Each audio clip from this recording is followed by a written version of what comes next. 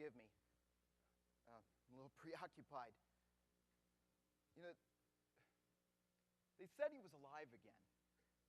You know, John and Peter, they had their story, and Mary, she talked about how she was crying, and he came and he comforted her, and even though she didn't realize at first that it was him, she said it was definitely him.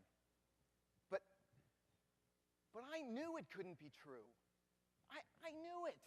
I mean, you have to understand my perspective. I was there. I saw how they beat him and how they just tortured him, and how he had to pick up this cross that most men couldn't even pick up, let alone drag through the streets and up this hill, and then it just be pushed around the entire time. That's what I saw. And I was there in that crowd when he hung upon that cross, when he screamed out in pain. I saw as he stopped breathing, and when his head fell to his chest, he was dead. He was dead. Look, I don't know much, but I do know one thing. I know that dead things don't come back to life. I mean, sure, you'll probably point out the Lazarus incident as whatever. But that was Jesus when he was alive. When Jesus was alive, he could do almost anything. I mean, nothing was out of the realm of possibility. But now he was dead. The Messiah was gone. Our chance for freedom from Rome, gone. God's kingdom here on earth would have to wait. For how long? I don't know. But he was dead. I know that. Now look, I understand. They've all got their stories.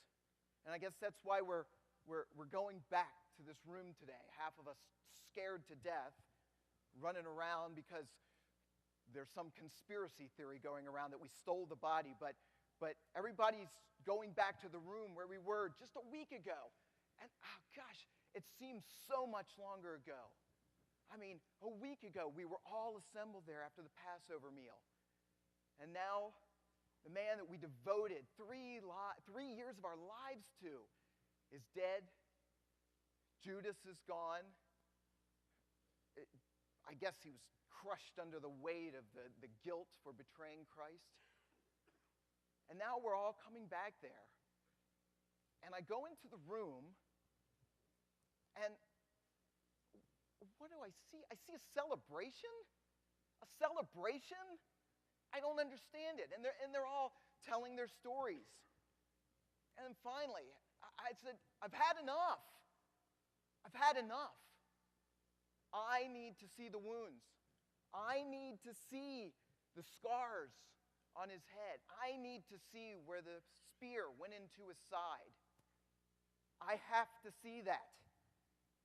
And they all start telling their stories again. And then we sit down to eat. And the room is locked up tight. Still scared and celebration, and it's all very confusing. And then, out of nowhere, there he is. I mean, he wasn't there before, and he couldn't have come in through the doors. He's there. He's there. And he's looking right at me. And he motions to me and says, "Come feel the wounds in my hands." I didn't have to do that. I knew it was him. I knew it was him.